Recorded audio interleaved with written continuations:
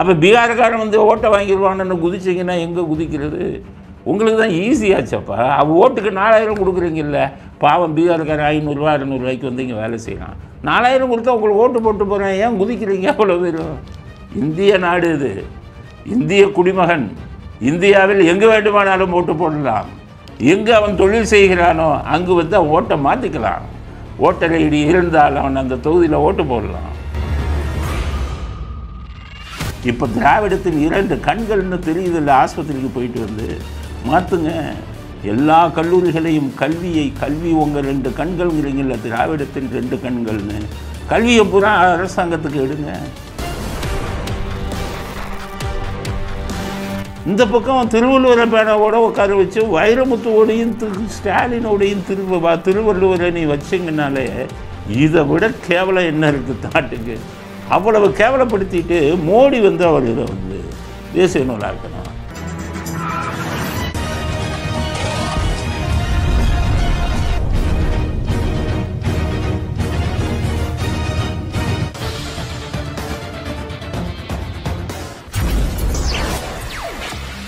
வணக்கம். இன்றைய அரசியல் ஆடுகளம் உங்கள் அனைவரையும் அன்புடன் வரவேற்கிறது. முதல் செய்தி, அரசியல் அலசல். என்ன செய்தின்னு பார்க்கலாம். உங்களுக்கு மூளைக்கு வேலை கொடுக்குற ஒரு செய்தி. நல்லா யோசித்து இந்த செய்தியை வந்து நீங்கள் அனலைஸ் பண்ணணும், ஆராய்ச்சி செய்யணும். அதாவது வெளி மாநிலத்திலேருந்து பீகார்லேருந்து வர்றவன்லாம் இங்கே ஓட்டு போட போகிறான், தமிழ்நாடே போச்சு அப்படின்னு நம்ம அரசியல்வாதி பூரா கண்ணீர் வர்றான். முதல்ல துரைமுருகன் கண்ணீர் வர்றாரு. அது இப்படி பீகார்காரெலாம் இங்கே வந்து ஓட்டு போட்டானா நமக்கு ஓட்டு போட மாட்டானே? நான் பீகார்லேருந்து வந்தான்னு வைங்க, அவனுக்கு திமுக, அதிமுக, பாட்டாளி மக்கள் கட்சி, விசிக, நாம் தமிழர் இதெல்லாம் அவனுக்கு ஒன்றும் தெரியாது. அவனுக்கு தெரிஞ்சது 2 தான், தேசிய கட்சி காங்கிரஸ், பிஜேபி. அதுக்கு தான் அவன் ஓட்டு போடுவான். அதனால் வட இந்தியாவில் வந்தாங்கன்னா அவங்களுக்கு வந்து தேசிய நீரோட்டத்தில் போக பார்ப்பாங்க. இங்கே சென்னையில் பார்த்திங்கன்னா சவுகார்பேட்டைன்னு ஒன்று இருக்குது, நிறைய வட இந்தியர்கள். அங்கே போய் நீங்கள் ஓட்டை நிற்கும்போது பார்த்திங்கன்னா பிஜேபிக்கு அதிகம் ஓட்டு விழுந்துருக்கும். காங்கிரஸ்னுன்னா காங்கிரஸுக்கு ஓட்டு போட்டுருப்பான். இந்த திமுக மற்றவங்களுக்கெல்லாம் ஓட்டே போட மாட்டான். அதனால தான் நம்ம சேகர்பாபு என்ன பண்ணாருன்னா, அவர் தொகுதி அதில் வருது, துறைமுகம். பார்த்தாரு, இந்த வட இந்திய பயில்கள்லாம் நமக்கு போட மாட்டான்ப்பான்ட்டு கரண்ட்டை கட் பண்ணிட்டான்ட்டார். கரண்ட்டு கட் பண்ண வட இந்தியாக்காரவங்கெல்லாம் வந்து இருக்கிற தெருவிலலாம் என்ன சார் கரண்ட்டு கட் பண்ணிட்டாங்கன்னு ஈபிக்கு போனான். ஈபி சொன்னால் உங்கள் எம்எல்ஏட்ட போயான்னா. இவர்கிட்ட போனோடனே அவர் கேட்டார், நீ எல்லாம் எனக்கு ஓட்டு போட்ட, பிஜேபிக்கு போட்ட, காங்கிரஸுக்கு போடுற, நீ எனக்கு போடல, கரண்ட் இல்லாமல் இருக்குன்னு. அவ்வளோ பேர் என்ன இந்த மாதிரிலாம் பண்ணுறீங்க அப்படின்னாங்க. ஒழுங்காக அடுத்த தேர்தலில் நானே நிற்பேன், எனக்கு நீ ஓட்டு போட்டால் தான் கரண்ட்டு, தண்ணியும் கட் பண்ணும். வட இந்தியர்கள் வசிக்கும் அதில். அதெல்லாம் திராவிட மாடல். அவன் திராவிட இதில் வந்து வேறு யோசிப்பான். நம்மளெல்லாம் யோசிக்க முடியாத அளவுக்கு என்னென்ன தப்பு இருக்கோ, என்னென்ன கோல்மால் இருக்கோ, எல்லா மல்ல மாதிரித்தனம் முடித்தது எல்லாம் அவனுக்கு கை வந்தால் கலை போட்டான். அப்புறம் கடைசி பார்த்தாங்க வட இந்தியர்கள், என்னடா இவனுக்கு ஓட்டு போடலன்னா கரண்ட்டை கட் பண்ணுறான், இதை பண்ணுறான்னு. அடுத்த தேர்தலில் அவ்வளோ பேரும் சேர்வாவுக்கு போட்டாங்க. ஸோ வட இந்தியர் ஓட்டு எப்படி வாங்கணும்னு உனக்கு தெரியும். இவங்க அதில் கரகண்டவங்க, கருணாநிதி சொல்லி கொடுத்த பாடம் இல்லை. அதனால் இப்போ என்ன பண்ணுறான் அவன், பீகாரில் என்ன பண்ணாங்க, எலெக்ஷன் கமிஷன்லேருந்து பீகாரில் வந்து நிறைய மோசடி நடக்குது ஓட்டெடுப்பில் அப்படின்னு தேர்தல் கமிஷன் பீகாரில் அவ்வளோ வெளியும் போய் செக் பண்ண சொன்னோம்.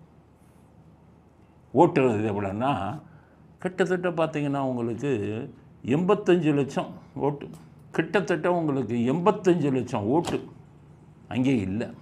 செத்து போனவன்லாம் இதில் இருக்கான் ஓட்டர் லிஸ்ட்டில். நம்மால் வச்சுருப்பார்ல கருணாநிதி, செத்து போனவன் பேர் எடுக்கவே விட மாட்டார். அவர் ஆயுதமே அதுதான். இவர் ஆட்சியில் வர இருக்கிறதுனால அரசாங்க ஊழியர்கள் சொல்வாரோ, செத்து போயிட்டான்னு லிஸ்ட்டு வந்து அதெல்லாம் அவன் பேரை எடுக்காத. எலெக்ஷன் கமிஷன் யார், இங்கே இருக்கிற அதிகாரிகள் தானே, அவன் பேரெல்லாம் எடுக்காது. இதே மாதிரி கருணாநிதி வந்து கொடுத்தாங்க. இப்போ 85 லட்சம் பேரை காணாங்கிறான் பீகாரில். அதே மாதிரி கருணாநிதி வந்து கொடுத்தாங்க, செத்தவனா அவனை எடுக்காத, நம்ம பார்த்துக்கலாம், நமக்கு உபயோகமாக இருக்கும். சார் நிறைய பேர் வீட்டில் அந்த அட்ரஸ்லேயே இல்லையா அந்த லிஸ்ட்டை கூட, அதுக்கு தான் நான் காத்துக்கிட்டு இருக்கேன். அவன் எங்கே போய் தொலைகிறான், ஓட்டு போட வரமாட்டான், வீடு மாதிரி போயிருப்பான் வாடகைக்கு, அந்த லிஸ்ட்டை கொடு. அடி. அப்போ என்ன ஆகுது? இது கட்சிக்காரனை கூப்பிட்டு மாவட்ட செயலாளரை கூப்பிட்டாரு, டேய் எத்தனை பேர் உன் பூத்தில் எத்தனை பேர் செத்துருக்கான், ரெடி பண்ண ஆளை, இத்தனை பேர் ஊரை விட்டே போயிட்டான், ரெடி பண்ண ஆளை, அவன் பேரை கொடுக்குறேன், ஆதார் கார்டு டைப் பண்ணு, ஆதார் கார்டு மாதிரியே பிரிண்ட் பண்ணுவாங்க, பண்ணு, ஒரு ஓட்டர்ஸ் ஐடி, அந்த ஃபோட்டோ மட்டும் கருப்பாக இருக்கும். அங்கே போனீங்கன்னா அந்த அரசு ஊழியர்கள் உங்கள் மூஞ்சியவா பார்ப்பாங்க, ஏதோ ஓட்டர் ஐடி இருக்கா முடி.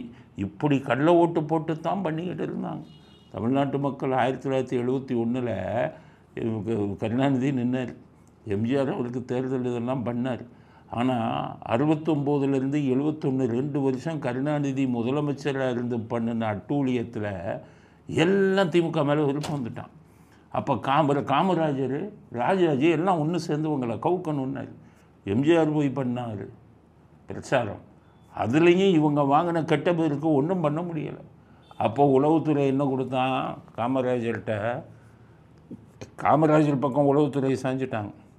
ஏன்னா உளவுத்துறை இப்போ எடுக்கிற மாதிரி இது ஒப்பிய தேர்தல் கருத்து கணிப்பு எடுத்தாங்க போலீஸ் உளவுத்துறை 71. கருணாநிதி மண்ணை கவுகிறாருன்னு வந்துருச்சு. அப்போ உளவுத்துறையில் இருந்தவங்கெல்லாம் காமராஜர் முதலமைச்சராக வந்துடுவாருன்ட்டு அவர் பக்கம் சாஞ்சு அவர்கிட்ட இதை கொடுத்துட்டாங்க, உளவுத்துறை கொடுத்துட்டாங்க. ஏன்னா மக்கள் மனநிலை அப்படி இருக்குது. அப்போ டிஜிபியாக இருந்தார், டிஜிபின்னா அப்போ ஐஜி மகாதேவன், அவர் அந்த பக்கம் காமராஜர்கிட்ட பேச ஆரம்பிச்சிட்டார். கருணாநிதிக்கு நியூஸ் வந்தது, நாங்கள் தோற்றுறோமா அப்படின்ட்டு. எம்ஜிஆர் இல்லைன்னா டெபாசிட்டே போயிருக்கோம் கருணாநிதிக்கு. அடித்தான் பாருங்க கள்ள ஓட்டு, 184 இடத்துல ஜெயித்தாங்க. அந்த ஓட்டு தான் இன்றைக்கி கூட நீங்கள் வாங்கி பார்த்தீங்கன்னா ஒவ்வொரு தொகுதியிலையும் 500 ஓட்டு 1000 ஓட்டு 500 ஓட்டு 1000 ஓட்டு கரெக்டாக கள்ள ஓட்டு அடித்தார் கருணாநிதி. அடித்து அதில் ஜெயித்தார். போலீஸ் துறையே ஏமாந்துச்சு. என்னடா கருத்து கணிப்பு இப்படி வருது, இவர் வராருன்னா இவர் கள்ள ஓட்டு அடித்தது இவருக்கு தானே தெரியும். அப்போ தான் மகாதேவன் அங்கேருந்து கருணாநிதி அடுத்த சீஃப் மினிஸ்டர் அப்படி வர்றாரு.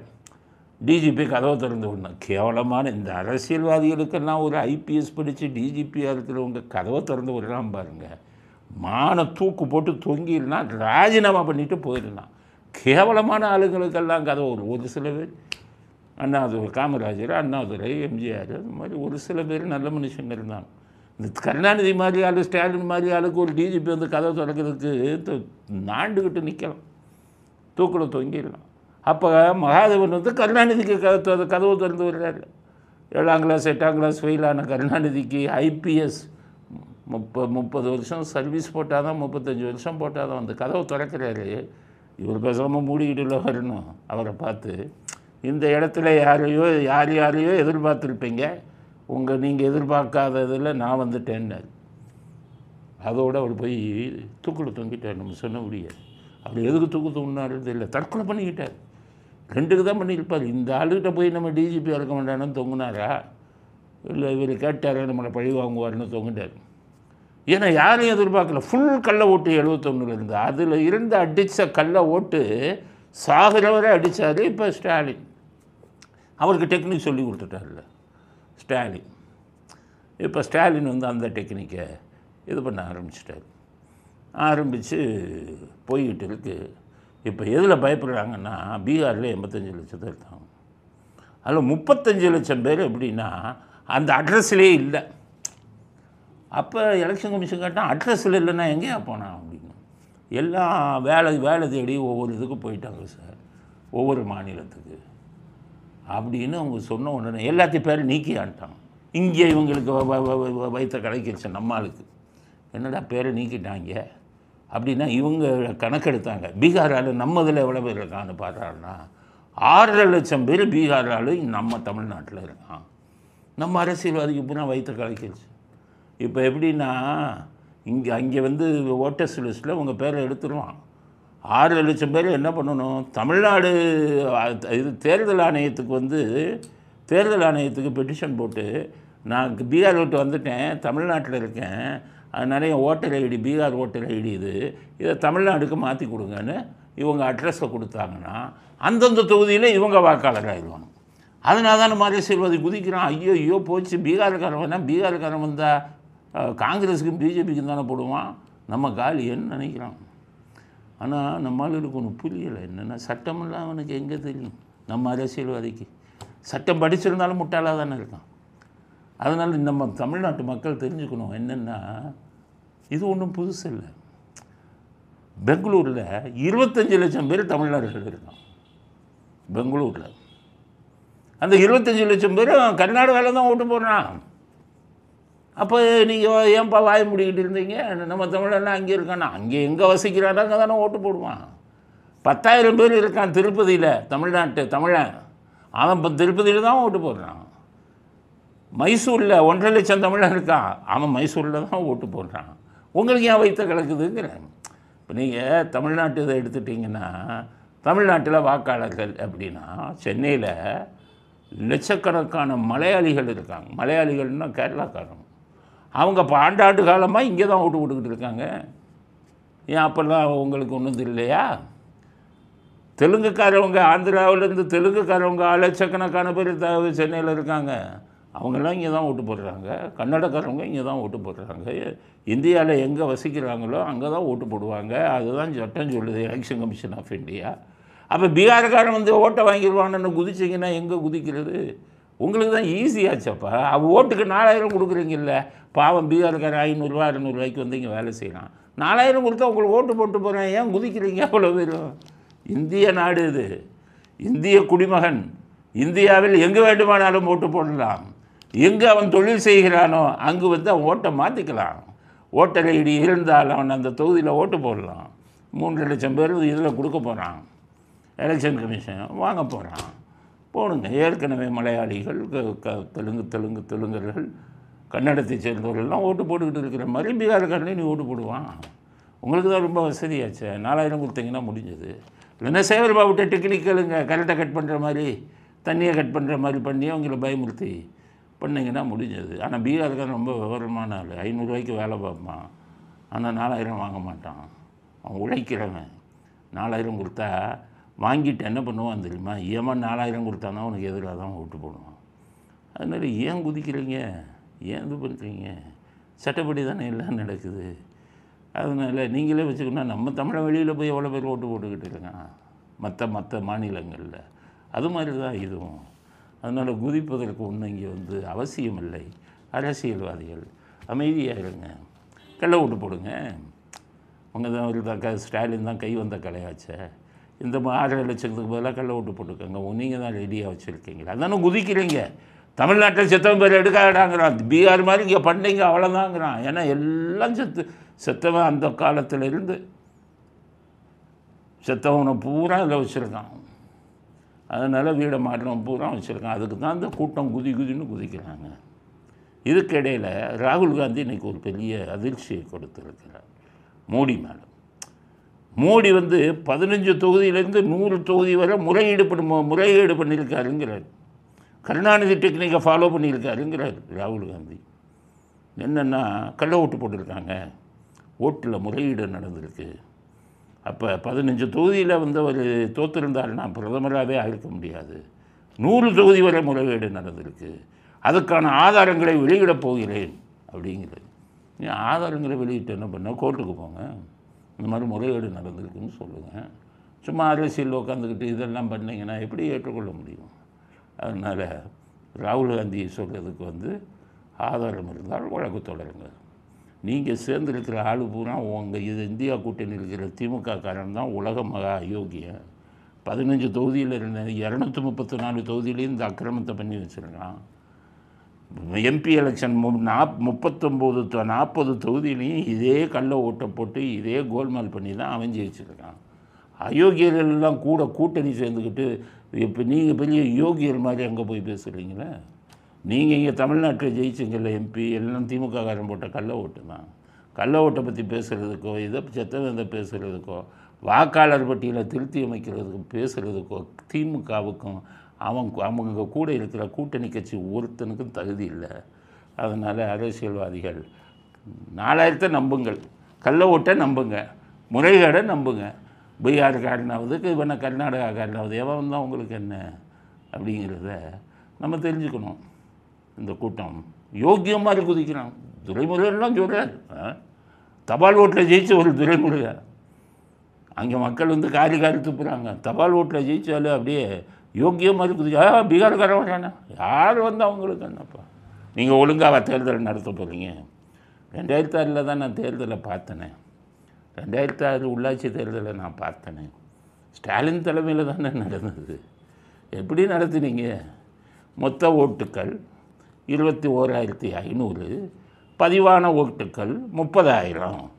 மொத்த ஓட்டே 21,000, பதிவானது 30,000. ஸ்டாலின் ஸ்டைல் அது, திராவிட மாடலில் அது ஸ்டாலின் மாடல் நடத்தினார். 11:30 மணிக்கே ஓட்டுச்சாவடியெல்லாம் மூடிட்டு பூட்டு வச்சுட்டு போயிட்டான். அவ்வளோ பேரும் 2006. அப்படி இந்த எலெக்ஷனை நடத்தினவங்க தானே. உங்களுக்கு வாக்காளர் பட்டியல் மாற்ற என்ன மாறினா என்ன அப்படிங்கிறத தமிழ்நாடு மக்கள் புரிஞ்சுக்கணும். குதிக்கிறதெல்லாம் கணக்கில் எடுக்காதீங்க. பூரா எலெக்ஷனில் ஒரு கை பார்த்துருவான், எல்லாம் கள்ள ஓட்டு, எல்லாம் ரூபாய்க்கணும், இது பணத்தை கொடுத்து இது பண்ணிடுவான் அப்படிங்கிறது தான் உண்மை. அப்படிங்கிறது முதல் கட்ட கருத்து. நிறைய பேர் பார்த்திங்கன்னா ஜெயிலுக்கு போயிட்டு வந்தோன்னு திருந்திடுவான். பெரிய குற்றவாளி கூட மனம் மாறிடுவான் ஜெயிலுக்கு போயிட்டு வந்து. அதே மாதிரி ஸ்டாலின் ஆஸ்பத்திரிக்கு போயிட்டு வந்து மனசு மாறிட்டார். என்ன சொல்கிறாருன்னா, கல்வியும் மருத்துவமும் திராவிடத்தின் 2 கண்களாம். அது திராவிடத்தோட 2 கண்களாம். கல்வியும் மருத்துவமும் இந்த ஆட்சியோட 2 கண்கள்னு சொல்லி, கல்விக்காகவும் அதே அளவுக்கு மருத்துவத்துக்காகவும் ஏராளமான திட்டங்களை செய்ய தொடங்கணும். கல்வியும் மருத்துவமும் சரி, கல்வியும் மருத்துவமும் திராவிடத்தின் 2 கண்கள். ஆஸ்பத்திரிக்கு போயிட்டு வந்த ஒன்று தானே புரியுது, ஆஸ்பத்திரியை பார்த்த ஒன்று தானே புரியுது. கல்வி வந்து 2 கண்களில் 1 கண்கள்ங்கிறீங்கல்ல. தனியார்கிட்ட இருக்கிற கல்லூரிகளை பூரா நீங்கள் வந்து அரசாங்கத்துக்கு எடுங்க. அங்கே நீங்கள் கோடிக்கணக்கில் லஞ்சம் வாங்கிக்கிட்டு தானே அரசாங்க தனியார் கல்லூரிகளை வச்சுருக்கீங்க. தனியார் மருத்துவக் கல்லூரிகள் இருக்கிறதுனால தானே உங்களுக்கு கோடிக்கணக்கில் பணத்தை கொடுத்து நீட்டு வேணான்னு தீர்மானம் போடுன்னு சொல்கிறான். அவன்கிட்ட பணத்தை வாங்கிட்டு கோடிக்கணக்கில் வாங்கிட்டு தானே நீட்டு தேவையில்லைங்கிறீங்க. நீங்கள் வச்சுருக்கிற மருத்துவக் கல்லூரியெலாம் எந்த லட்சணத்தில் நடக்குது? 35 மார்க்கு 40 மார்க்கு பாஸ் பண்ணால் 2 கோடி 3 கோடி கொடுத்தா போகிறவன் வருவனுக்கெல்லாம் சீட்டு கொடுத்து கண்டவனெல்லாம் டாக்டர் ஆக்கி உங்கள் அப்பா மாவட்ட செயலாளர், வட்ட செயலாளர் மருமகன், மாவட்ட செயலாளர் மகன், உங்கள் வீட்டில் குடும்பத்தில் இருக்கிறவங்க எல்லாம் 40 மார்க்கு எல்லாத்தையும் மருத்துவர் ஆக்கி விட்டது யார்? உங்கள் அப்பா. இப்போ திராவிடத்தின் 2 கண்கள்னு தெரியுதில்ல. ஆஸ்பத்திரிக்கு போயிட்டு வந்து மாற்றுங்க எல்லா கல்லூரிகளையும். கல்வி உங்கள் 2 கண்கள்ங்கிறீங்கள, திராவிடத்தின் 2 கண்கள்னு. கல்வியை பூரா அரசாங்கத்துக்கு எடுங்க. நல்ல பாடத்தை கொடுங்க. டொனேஷனுங்கிறது வாங்காதீங்க. ஏழை மாணவர்கள் கூட போய் படிக்கலாங்கிற மாதிரி நிறைய அரசு கல்லூரியை உருவாக்கி இதெல்லாம் பண்ணலாம்ல. வசனம் மட்டும் பேசுகிற எப்படி? மருத்துவம் அதை பேசுகிற மருத்துவம் இன்னொரு கண்ணான். அப்போ மருத்துவம்னா ஆஸ்பத்திரியை பூரா அரசாங்கத்தில் எடுங்க. எத்தனை ஆஸ்பத்திரி முறைகேடு பண்ணுறான். லட்சம் இல்லைன்னா சென்னையிலலாம் ₹1,00,000 இல்லைன்னா குறைஞ்சது 3 லட்சம் 4 லட்சம் இல்லைன்னா தனியார் ஆஸ்பத்திரிக்கு போக முடியாது. தனியார் ஆஸ்பத்திரி என்ன பண்ணுறான்? போன உடனே என்ன கேட்குறான் தெரியுமா? எவ்வளவு இன்சூரன்ஸ் உங்களுக்கு இருக்குதுன்னு கேட்குறான். போகிறவங்க என்ன சொல்கிறாங்க? எங்களுக்கு 3 லட்சம் இருக்குது. அப்படியா அப்படின்ட்டு நல்லா இருக்கிறத ஸ்கேன் விளையாடுங்க, இதெல்லாம் டெஸ்ட் எடுங்க, இந்த டெஸ்ட் எடுங்க, உடனே ஐசியூவில் அட்மிட் ஆகுங்கன்னு நல்லா இருக்கிறவனுக்கு 3 லட்சம் பில்லை போட்டு அனுப்பி வைக்கிறான். நோயாளிகளை பயனாளிகளாக பார்க்கணுங்கிறார் ஸ்டாலின். மருத்துவர்களையும் மருத்துவமனைகளையும் நாடி வரவங்களை மருத்துவ பயனாளிகளும் நாம் பார்க்கணும். நோயாளிகளை எங்கே பயனாளிகளாக பார்க்குறோம்? குடும்ப உறுப்பினர்கள் போல் பார்க்கணுங்கிறாரு. ஆஸ்பத்திரிக்கு போயிட்டு வந்தோன்னு புத்தி வந்துடுச்சு, ஜெயிலுக்கு போயிட்டு வந்தவங்க புத்தி வந்த மாதிரி வந்துடுச்சு. குடும்ப உறுப்பினர்கள் போல் பார்க்க வேண்டும். உங்கள் கட்சிக்காரன் வச்சுருக்கான்ல இவர் காவேரி ஆஸ்பத்திரி, உங்கள் KN வச்சுருக்காரு. உங்கள் KN கூப்பிட்டு எல்லாத்தையும் நீ குடும்ப உறுப்பினராக நம்ம ஆஸ்பத்திரியில் பாருன்னு சொல்லுங்கள். உங்கள் கனிமொழிவர் ஆஸ்பத்திரியில் இப்போ கட்ட ஆரம்பிச்சுட்டாங்க. 2Gயில் அடித்த கொள்ளையில் நிறைய சிங்கப்பூரில் வச்சுட்டு இங்கேயும் கொஞ்சம் கொஞ்சம் முதலீடு பண்ணணுன்னு இவங்க ஒரு ஆஸ்பத்திரி வச்சுட்டு தான் சொல்லிக்கிறாங்க.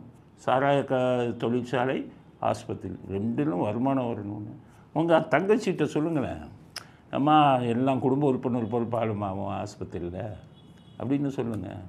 இலவசமாக கொடுக்க சொல்லுங்கள். இலவசம் இல்லைனாலும் ஏதோ குறைஞ்ச இதுலையாச்சும் கொடுக்கலாம்ல. இல்லை உங்கள் ஜெகத்ரட்சகன், உங்கள் கட்சி ஜெகத்ரட்சகன் எத்தனை ஆஸ்பத்திரி வச்சுருக்காரு, அவர்கிட்ட சொல்லுங்கள் குடும்ப உறுப்பினர் பொறுப்பாளுங்க, கொள்ளையடிக்காதீங்கன்னு. அதனால் இங்கே ஆஸ்பத்திரியிலேருந்து வந்து புத்தி வந்ததுன்னு பார்த்து புத்தி வந்து என்ன பிரயோஜனம்? நடைமுறைக்கு கொண்டு வரணும்ல. அதெல்லாம் நீங்கள் பண்ணிங்கன்னா கல்வியும் மருத்துவமும் திராவிடத்தின் 2 கண்கள் என்றார். தமிழ்நாட்டு மக்களை கல்வி நிலையங்களும் மருத்துவமனைகளும் அடிக்கும் கொள்ளையை தடுத்து நிறுத்துங்கள். மக்களுக்கு இலவசமான மருந்துகளை கொடுங்க, மருத்துவ சிகிச்சையை கொடுங்க, இலவசமான கல்வியை கொடுங்கள். நீங்கள் என்ன பண்ணுறீங்க? ஜெயலலிதா ஓமந்தூராரை சட்டசபை ஆக்கணும்னு உங்கள் அப்பா பண்ணார். 1050 கோடி, அதில் பாதியை கொள்ளையடித்தார். அதில் ஐஏஎஸ் ஆஃபீஸர் நிறைய கதை இருக்குது. ஜெயலலிதா அப்படியே விட்டுட்டு போயிட்டாங்க. இல்லைன்னா உங்கள் அப்பா நீங்கள் எல்லாம் ஜெயிலுக்கு போயிருக்கலாம். அருமையான இதை விட்டாங்க. அதனால் ஓமந்தூரார் ஜெயலலிதா வந்த உடனே சட்டசபை வேணாம், ஆஸ்பத்திரியாக மாற்றுங்கன்னாங்க. நீங்கள் இப்போ யோசிச்சுக்கிட்டு இருக்கிறது என்னென்னா, அதை மறுபடியும் ஆஸ்பத்திரியை ரத்து பண்ணிவிட்டு சட்டசபையை மாற்றலான்னு சொல்கிற ஆள். நீங்கள் போயிட்டு மருத்துவத்தை உங்கள் நோயாளிகளை குடும்ப உறுப்பினர்களாக பார்க்க வேண்டும்னா என்ன அர்த்தம்? எத்தனை அரசாங்க ஆஸ்பத்திரியில் புதுசாக திறந்தீங்க? அரசாங்க ஆஸ்பத்திரியில் தரம் எப்படி இருக்குது? நீங்களே அரசாங்க ஆஸ்பத்திரி ஓமந்தூராருக்கு போகாமல் அப்போலோவுக்கு பாருங்க. உங்கள் அந்த சுப்பிரமணியத்தை கேட்டால் அவர் ஆனால் மற்றவங்களுக்கு ரொம்ப தொந்தரவாக இருக்கும். அரசு ஆஸ்பத்திரியில் எப்படி மழைமுழுங்கி மகாதேவன் சொல்லுவாங்க, அது உங்கள் சுப்பிரமணி தான். எல்லாம் நீங்கள்லாம் போய் அப்போலோவில் உட்காந்துருவீங்க. அப்போலோவில் எவ்வளோ செலவாச்சுன்னா கணக்கு கேட்டோம். மக்கள் பணத்துலேருந்து எவ்வளோ வைத்தீங்கன்னா அது சொல்கிறதுக்கு துப்பு இல்லை. ஆனால் மருத்துவமும் கல்வியும் எனது 2 கண்கள், திராவிடத்தின் 2 கண்கள்னு வசனம் பேசினா சரியாக வருமா ஸ்டாலின்? அப்படிங்கிறத ஸ்டாலினுக்கு செய்தியாக சொல்ல விரும்புகிறேன். அடுத்தது மீட்டு வைரமுத்து கோரிக்கை வைக்கிறார். எப்போவும் அவர் கருணாநிதிட்ட தான் கோரிக்கை வைப்பார், ஸ்டாலின்ட்டையும் கோரிக்கை வைப்பார். ஸ்டாலின் ரொம்ப நாள் உள்ளுக்குள்ளே விடக்கூடாதுன்னார். எங்கள் அப்பாவை கெடுத்ததே வருதாண்டான்னு சொல்லிகிட்டு இருந்தார். அப்புறம் ஸ்டாலினை பற்றி கவிதை எழுத ஆரம்பித்தார். அதெல்லாம் எழுந்தேன். கருணாநிதி சமாதி தாஜ்மஹால்டான்னார். ஸ்டாலின் பார்த்தாருன்னா யாருமே சொல்லலையே நம்ம அப்பா சமாதியை தாஜ்மஹால்னு, இந்த ஆளும் சொல்லிட்டாரே. சரி கோபத்தெல்லாம் விட்டுட்டு கூப்பிட்டு அனுப்புனார். எங்கள் அப்பாவை நீங்கள் ரொம்ப போயிருந்துட்டீங்க, உங்கள் மேலே ரொம்ப கோபம் இருந்தது, உங்கள் அப்பாவை குட்டிச்சவர் ஆக்குனது நீங்கள் தான், ரொம்ப கோபமாக இருந்தேன். நீங்களாம் இப்போ சில சிலுமிசம்லாம் பண்ணீங்க. இருந்தாலும் என்றைக்கு எங்கள் அப்பாவை சமாதியை தாஜ்மஹால் நீங்களோ அன்றைக்கே உங்கள் மேலே எனக்கு ரொம்ப இது வந்துடுச்சு, வாங்க அப்படின்னு கூப்பிட்டார். கூப்பிட்ட உடனே அடுத்தது திருவள்ளுவர். திருக்குறளுக்கு உரை எழுதினார். நான் நினைக்கிறேன் ஒரு திருக்குறளே படித்ததில்லைன்னு. ஏன்னா இப்போ திருக்குறளுக்கு உரை எழுதிட்டு அப்போ தான் படித்து பார்க்குறாரு. 1980 சினிமாவுக்கு கவிதை எழுத வந்தவர் 45 வருஷமாக திருக்குறளை படிக்கலை. ஏன் படிக்கலைன்னு சொல்கிறேன்னா, திருக்குறளை தேசிய நூலாக அறிவிக்க வேண்டும்னு மோடிக்கு கோரிக்கை வர்றார். அதுவும் என்ன சொல்கிறாராம், அடுத்தது இதுக்கு சுதந்திர தின விழாவுக்கு டிவி முன்னாடியே உட்காந்துருப்பாராம், பார்த்துக்கிட்டே இருப்பாராம். மோடி உடனே அறிவிக்கணுமா? ஏன்னா மோடி கருணாநிதி நினைப்பா அவருக்கு. கருணாநிதி தான் அரசாங்கத்தில் 2 கிரவுண்டை வாங்கி வைரமுத்துக்கு கொடுன்னு சொல்லி 4 கிரவுண்டை வாங்கி வீடு கட்டிட்டு உட்காந்துருக்கீங்க. நீங்கள் கேட்டதை எல்லாம் கொடுப்பதற்கு மோடி என்ன கருணாநிதியா? ரொம்ப டிவியில் உட்காந்து அப்போ திருக்குறளை இவ்வளோ நாளாக படிக்கவே இல்லை. இப்போ தான் அதுக்கு உரை எழுதும்போது தான் படிக்கிறார். இப்போ கூட நல்லா கேட்கணும், எப்பா நீங்கள் திருக்குறளை தேசிய நூலாக அறிவிக்க சொல்கிறீங்களா, இல்லை கருணாநிதி எழுத குறள் ஓவியத்தை நீங்கள் தேசிய நூலாக அறிவிக்க சொல்கிறீங்களா அப்படின்னு கேட்கணும். ஏன்னா அவர் கருணாநிதி புகழ்பாடுறது தான் அவருக்கு வேலை. அதனால் கேட்கணும். திருக்குறளையோ திருவள்ளுவரையோ பேசுவதற்கு உங்களுக்கு யோகியதை இருக்கா வைரமுத்து? நீங்கள் உரை எழுதுனீங்களே, அப்போ செயற்கை நுண்ணறிவில் ஒரு வீடியோ போட்டிங்களே, திருவள்ளுவரை இதை விட யார் அவமானப்படுத்த முடியும்? நடுவில் ஸ்டாலின் பேனாவோடு இருக்கார், இந்த பக்கம் வைரமுத்து பேனாவோடு இருக்கார், இந்த பக்கம் திருவள்ளுவரை பேனாவோடு உட்கார வச்சு வைரமுத்துவோடையும் ஸ்டாலினோடையும் திருவள்ளுவரை நீ வச்சிங்கனாலே இதை விட கேவலம் என்ன இருக்குது நாட்டுக்கு? அவ்வளவு கேவலப்படுத்திட்டு மோடி அவர் இதை தேசிய நூலாக்கணும் அப்படின்னு சொல்லி, அதனால் வைரமுத்துக்கு சொன்னேன், உங்களுக்கெல்லாம் திருக்குறளை பற்றி பேசுகிறதுக்கு அருகதை இல்லை, திருவள்ளுவரை உயர்த்தணும்னு சொல்கிறதுக்கு உங்களுக்கு யோகி எதுவும் இல்லை. காரணம், உங்கள் கருணாநிதி குறளோவியம் என்ற பெயரிலே திருக்குறளை அதை விட எவனை அவமானப்படுத்த முடியாது. அதான் பேரையே மாற்றினார். காமத்துப்பால்னு எழுதுனதை விட திருவள்ளுவரோட ஒரு அறிவுள்ளவரான் கருணாநிதி. காமத்துப்பால்னு எழுதுனதை இன்பத்துப்பால்னு பேரை மாற்றின ஆளுங்களாச்சப்பா நீங்கள். திருவள்ளுவருக்கு 133 அடியில் அங்கே சிலை இருக்குது கன்னியாகுமரியில் கடலுக்குள்ளே. அவருக்கா இவ்வளோ பெரிய சிலைன்னு நினச்சி எங்கள் ஈவேராவுக்கு 136 அடியில் சிலை வைக்க போகிறோன்னு சொன்ன ஆளுங்க நீங்கள். திருவள்ளுவரை அவமானப்படுத்தினதுக்கு இதை விட இது வேணுமா? அதனால் திருவள்ளுவரை நம்ம உயர்த்தி பேசுவதாக வைரமுத்து சொல்லி கொண்டிருக்கிறார். அதனால் மோடி அவர்கள் அதுக்கு முன்னாடியே திருக்குறளை பற்றி மிக உயர்வாக பேசியிருக்கிறார். அதனால் என்ன சொல்கிறேன்னா, நீங்கள் வைரமுத்து சொன்னபடி உங்களுக்கு சுதந்திர தின விழாவில் பண்ணாதீங்க. திருக்குறளை அறிவிக்க வேறு ஒரு இதில் பண்ணுங்க. இல்லைன்னா இந்த கூட்டம் பூரா நாங்கள் தான் சொன்னோம், நாங்கள் தான் டிவியில் பார்த்துக்கிட்டு இருந்தோம், என் பேச்சை கேட்டு தான் மோடியை அதை தேசிய நூலாக அறிவித்தார்னு சொல்லுவாங்க. அதனால் வள்ளுவரை பற்றி பேசுகிறதுக்கு உங்கள் யாருக்கு யோகியதை கிடையாது, குறிப்பாக இந்த திராவிட இயக்கங்களுக்கு அப்படிங்கிறத அடுத்த கருத்தாக பதிவு செய்வோம். அடுத்தது செந்தில் பாலாஜி இதில் சுப்ரீம் கோர்ட்டு சொல்லியிருக்காங்க. என்னையா அது கிரிக்கெட் ஸ்டேடியத்தில் மேட்ச் எதுவும் நடத்துகிறீங்களான்னு கேட்டிருக்காங்க. எவ்வளோ கேவலம் பாருங்க. அவர் வழக்கு வந்திருக்கு, 2000 பேரை குற்றவாளி ஆக்கியிருக்கான். சுப்ரீம் கோர்ட்டு திணறி போயிட்டாங்க. என்ன 2000 பேர் எப்படி ஆக்கினா, 2000 பேர் எப்படி இதில் குற்றவாளியாக வருவான் அப்படின்ட்டு அவங்ககிட்டே கேட்டாங்க. ஒரு ஆள் தானே போடணும், 2000 ஏன் போட்டேன் சார்? அவர் ஒரு ஆள் லஞ்சம் வாங்கினது உண்மை, ஆனால் சட்டத்தின்படி லஞ்சம் கொடுத்தது குற்றம் இல்லை, அதனால் பாதிக்கப்பட்டு பணம் இழந்தால 100 பேர் அவனும் குற்றவாளின்றாங்க. சுப்ரீம் கோர்ட்டு வாயவே திறக்க முடியல. ஏன்னா லஞ்சம் கொடுப்பதும் குற்றம், வாங்குவதும் குற்றம். நம்ம போலீஸ் அப்படி திங்க் பண்ணுறான். ஸ்டாலினுக்காக அப்படிலாம் திங்க் பண்ணுவான். பணம் கொடுத்து ஏமாந்தவனும் குற்றவாளி சார்னா. சரி, அப்படின்னாலும் 100 பேர் தானே வருது. செந்தில் பாலாஜி ஒன்று, அவர் ஒரு நான். அப்புறம் வேறு யாருன்னா சார் இந்த அதிகாரிகள்லாம் உடந்தையாக இருக்கான் சார், எல்லா அதிகாரியும் குற்றவாளி ஆக்கிட்டோம், மொத்தம் 2000 பேருன்னாங்க. சுப்ரீம் கோர்ட்டுக்கு தலையை சுற்றி போச்சு. பார்த்து கேட்டாங்க, இன்னும் அது கிரிக்கெட் ஸ்டேடியத்தில் மேட்ச் நடத்துகிற மாதிரி ஆயிரக்கணக்கான பேரை போட்டுக்கிட்டு இருக்கீங்க அப்படின்னு கேட்டிருக்காங்க. கேட்ட உடனே செந்தில் பாலாஜி இந்த டைமில் என்ன சொல்கிறாருன்னா, என்ன சார் உங்கள் மேலே இந்த மாதிரிலாம் கேஸ் வருது, ஈடிக்காரன் வரான், வாக்கிங் போயிட்டு வரீங்க, பிடிச்சவொன்னே ஒன்றுக்கு போயிருக்கீங்க, ரொம்ப கேவலமாக போச்சு, என்ன இந்த மாதிரிலாம் நடக்குதுன்னா, அதுக்கு அவர் என்ன சொல்கிறாரு, என்னை தோற்கடிக்க முடியாதவர்கள் செய்யும் சதி திட்டம் எதுங்கிறார். அப்போ 100 பேர்கிட்ட பணம் வாங்கலைங்கிறார். அரசியல் களத்தில் மக்களை சந்தித்து வெற்றி பெற முடியாதவர்கள் குறுக்கு வழியை பயன்படுத்தி தேர்தல் களத்தை நான் நிற்கக்கூடாது என்பதற்காக இது ஒரு வழக்குகளை பதிவு செய்து நீதிமன்றத்தின் மூலமாக எப்படியாவது தண்டனை பெற்றுக் கொடுத்துள்ளலாம் என்று நினைச்சிட்டார். அவருடைய கனவு நிறைவேறாங்க. அப்போ 100 பேரும் சும்மா போய் புகாரை கொடுத்தானா? அப்போ 100 பேர்கிட்டே பணம் வாங்கலைன்னா அவர்கள் பணத்தை எல்லாம் திருப்பி தந்து விடுகிறேன் எதுக்கு கோர்ட்டில் ஃபைல் பண்ணீங்க? அப்போ நீங்கள் குற்றவாளி தானே.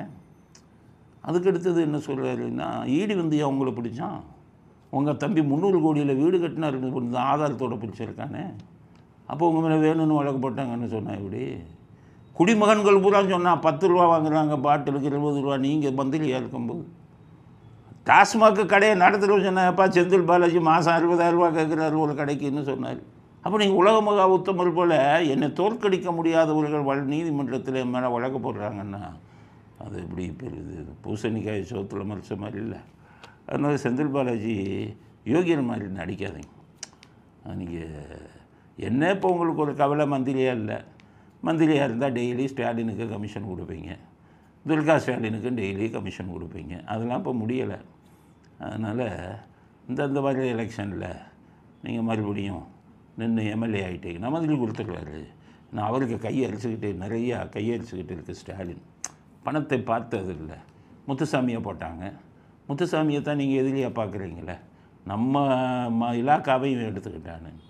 அதனால் இல்லாததையும் பொல்லாதையும் சொல்லி உத்தமர் போல் நடித்து கொண்டிருக்கிறார் செந்தில் பாலாஜி அப்படிங்கிறது அடுத்த கட்ட கருத்து. அடுத்தது அறிவாலயம் கதை. தஞ்சாவூரில் ஒரு அறிவாலயம் கட்டியிருக்கான். ஊரில் இருக்கிறது பூரா பார்த்திங்கன்னா எல்லா நிலத்தை அபகரித்து தான் கட்டுவான் அவங்க. இப்போ உங்களுக்கு பார்த்திங்கன்னா சென்னையில் அண்ணா அறிவாலயம்னு வச்சுருந்தார் கருணாநிதி, பக்கா ஃப்ராடு. ஒரு ஜமீன்தாரோட நிலம், அதை கருணாநிதி இது இருக்கும்போது அவனை மிரட்டி வாங்கி அதை தான் அண்ணா அறிவாலயம்னு கட்டினார். அப்போ நீங்கள் கட்டிடம் கட்டும்போது, பெரிய கட்டிடம் கட்டும்போது ஏக்கர் கணக்கில் கட்டினீங்கன்னா மாநகராட்சி என்ன பண்ணுவான், பார்க்குக்கு இடம் விடுங்க, ரோடுக்கு இடம் விடுங்க. மாநகராட்சி இடத்தன்னா ஆக்கிரமித்து கட்டப்பட்டது தான் சென்னை இருக்கக்கூடிய அண்ணா அறிவாலயம். மாநகராட்சி இதை அபகரித்து இவன் இதெல்லாம் அபகரித்து அது முரசொலி பஞ்சமி நலம் தானே டாக்டர் ராமதாஸ் சொன்னார். அதை வந்து பஞ்சமி நிலத்தை அவன் பட்டியலினத்து மக்களுக்கு சேர வேண்டிய நிலத்தில் முரசொலி கார்பரேஷனு இந்த ஜமீன்தார் அவன் நிலத்தில் இதெல்லாம் வாங்கி அண்ணா அறிவாலயம் அப்படின்னு கட்டினாங்க. அதுக்கடுத்தது திருச்சியில் அவர் ஒரு அறிவாலயம் கட்டினார். பால் பண்ணை KN நேரு பால் மாடு வச்சு தொழில் நடத்துகிறார்ல, பாவம் வசதி இல்லாமல் காவேரி ஆஸ்பத்திரியோட வசதி இது வருமானம் வரலையாம். அதனால் ஒரு 500 மாடை வச்சுங்கி பால் பீச்சு அதை பண்ணிக்கிட்டு இருக்காருல்ல. அவர் என்ன பண்ணார், கருணாநிதியை கையில் போடணும்னா கருணாநிதி அறிவாலயம் அப்படின்னு இதில் வந்து திருச்சியில் ஒன்று ஆரம்பித்தார். அது பாவம் ஒரு டாக்டர் வச்சுருந்த நிலத்தை அவரை போட்டு அடித்து அவர் நிலத்தை பிடுங்கி அவர் ஊர் ஊராக போய் கம்ப்ளைண்ட் பண்ணி கடைசி ஓஞ்சு போயிட்டார். இவங்க அறிவாலயத்தை கட்டி முடித்து திறந்துட்டாங்க. அவர் பாவம் டாக்டர் அதை பண்ணாங்க. இப்போ அடுத்து தஞ்சாவூரில் போய் ஒரு அறிவாலயம்னு கட்டினாங்க. நமக்கெல்லாம் பார்த்தீங்கன்னா சொத்து வரி 100% அதிகப்படுத்திட்டான். பாவம் அந்த வீடு வச்சுருக்கிறவங்கெல்லாம் வாடகைக்கு விட்டுன வாடகையை பூரா சொத்து வரியாக கொடுக்க வேண்டியது இருக்குது. ஆனால் வீட்டு வரி கட்டலையோ நோட்டீஸ் வந்து ஒட்டிடலாம், சீல் வச்சிடறான். சென்னையில் நிறைய இடத்த பார்த்தேன், சீல் வச்சுட்டான். என்னையான்னு கேட்டேன், சொத்து வரி கட்டலைன்னு பூட்டிட்டு சீல் வச்சுட்டு போயிட்டான் சார். ஓ அப்படியா. இப்போ பார்த்தீங்கன்னா தஞ்சாவூரில் அறிவாலயம் வச்சுருக்கிறதுல 34 லட்சம் வரியே கட்டலை அவங்க. ஊரானுக்கு பூரா 100% வரி உயர்வு, 34 லட்சம் வந்து ஒரு பைசா கட்டலை. எவனும் சீலும் வைக்கலை, நோட்டீஸும் ஒட்டலை. வெக்கம் இல்லாமல் இது போட்டு கார்பரேஷன் லிஸ்ட்டு கொடுத்துட்டான். அதில் தஞ்சாவூர் அறிவாலயம் திமுக அறிவாலயம் 34 லட்சம் ரூபாய் பாக்கி அப்படின்னு போட்டிருக்கான். ஸ்டாலினுக்கு பாவம் இந்த செந்தில் பாலாஜி கலெக்ஷன்லாம் இப்போ நின்று போச்சா.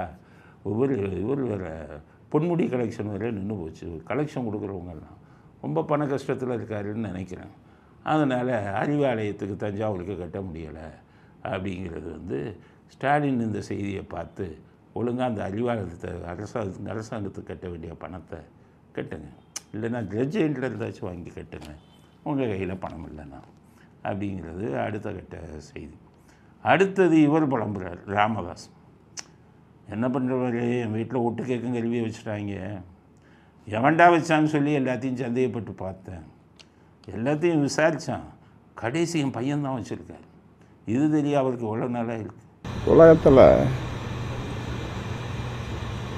தந்தையே வேவு பார்த்த உழவு பார்த்த பிள்ளை இருக்கிறதானா இருக்குது. அது என்ன வேவு பார்த்துருக்காங்க. அதை மாதிரி ஒட்டுக்கருவி வச்சாங்கன்னு தெரிஞ்ச உடனே தமிழ்நாடு பூரா தெரிஞ்சு போச்சு இது அன்புமணி வேலை தான். ஆனால் அவர் நம்பலை. என் பையன் இப்படி பண்ணியிருக்க மாட்டான். அப்புறம் இப்படி பண்ணிட்டு இப்போ சொல்கிறாரு என் பையன்தான் வச்சுருக்கான் அப்படின்ட்டு என்ன சொல்கிறாரு, உலகத்திலேயே அப்பாவை வெவு பார்க்க பையன் இது பண்ண ஒரே வெவு பார்த்தது அப்பாவை வெவு பார்த்த பையன் வந்து என் பையன்தான் அப்படின்னு இப்போ தான் சொல்கிறாரு. ஆனால் அவருக்கு இன்னும் புரியலை. பாட்டாளி மக்கள் கட்சின்னு எலெக்ஷன் கமிஷனில் வச்சுருக்காங்க. அதில் வந்து முகவரி வந்து முகவரி போட்டிருந்தார், தைலாபுரம் முகவரியை யார் ராமதாஸ். அதெல்லாம் இவருக்கு தெரியாமையே அடித்த அன்புமணி பனையூரில் அவர் அலுவலக முகவரியை போட்டார்னு சொல்லி ஒரு செய்தி வந்திருக்கு. செய்தி எந்த அளவுக்கு இதுன்னு தெரியல. அது பாவம் இவர் இப்போ ஒட்டு கேட்குற கல்வியை பார்த்துக்கிட்டு இருக்கும்போது அவர் அட்ரஸையே மாற்றி விட்டு போயிட்டார். அதனால் ரொம்ப கவலையில் உலகத்திலேயே எனக்கு இப்படி ஒரு பையன். ஆனால் இவ்வளவு சொல்கிறவர் இவ்வளோ வேலை பண்ணுறாரு, அவர் கட்சியை விட்டு விலக மாட்டேங்கிறார். புத்திர பாசம். அதனால் மகாபாரதத்தில் திருதராஷ்டிரருக்கு புத்திர பாசம் இருந்த மாதிரி இவருக்கு புத்திர பாசம். இவ்வளவு கெடுதல் பண்ணியும் அவர் மேலே நடவடிக்கை எடுக்காமல் வெளியில் நம்மக்கிட்ட புலம்பிக்கிட்டு இருந்தால் என்ன அர்த்தம். அதனால் அவுரங்கசீப் காலத்திலேருந்து இது உண்டு. அப்பாவை ஜெயிலில் போட்டுட்டு ஆட்சிக்கு வந்தவர் தான் அவுரங்கசீப். அதனால் பெத்த பையனே வந்து உழவு பார்த்தான்லாம் நீங்கள் வருத்தப்பட வேண்டியதில்லை. நிறையா பசங்க இந்த மாதிரி முதுகில் குத்தியிருக்காங்க. அதனால் முதல்ல நான் பல தடவை சொல்லிட்டேன், ஒரு கட்சியை விட்டு விளக்குங்க. அன்புமணிக்கு நான் சொல்கிறேன், உங்களுக்கு உண்மையிலே இது இருந்தால் உங்கள் அப்பா கட்சியை விட்டுட்டு ஒரு தனி கட்சியை ஆரம்பித்து உங்கள் செல்வாக்கை நிறுவீங்கள். உங்களுக்கு ஒரு செல்வாக்கம் கிடையாது. அப்பா செல்வாக்கு வச்சு இதற்கெல்லாம் வந்துட்டு திரும்ப அப்பாவுக்கே நீங்கள் வேட்டு வச்சிங்கன்னா எப்படி? தமிழ்நாட்டு மக்கள் எல்லாம் உங்களை கேவலமாக பேசுகிறார்கள்ங்கிறத அன்புமணி புரிஞ்சுக்கங்க. தனி கட்சியை ஆரம்பித்து உங்கள் பலத்தை நிறுவியுங்கள். தந்தையின் கட்சியில் உட்கார்ந்து கொண்டு தந்தையின் சாபத்துக்கு ஆளாகாதீர்கள் அப்படிங்கிற கருத்தையும் இறுதி கருத்தாக பதிவு செய்ய விரும்புகிறோம். இத்துடன் இன்றைய அரசியல் ஆடுகளம் நிறைவு பெறுகிறது. மீண்டும் நாளை புதிய செய்திகளுடன் உங்களை சந்திக்கிறோம். நன்றி, வணக்கம், ஜெயன்.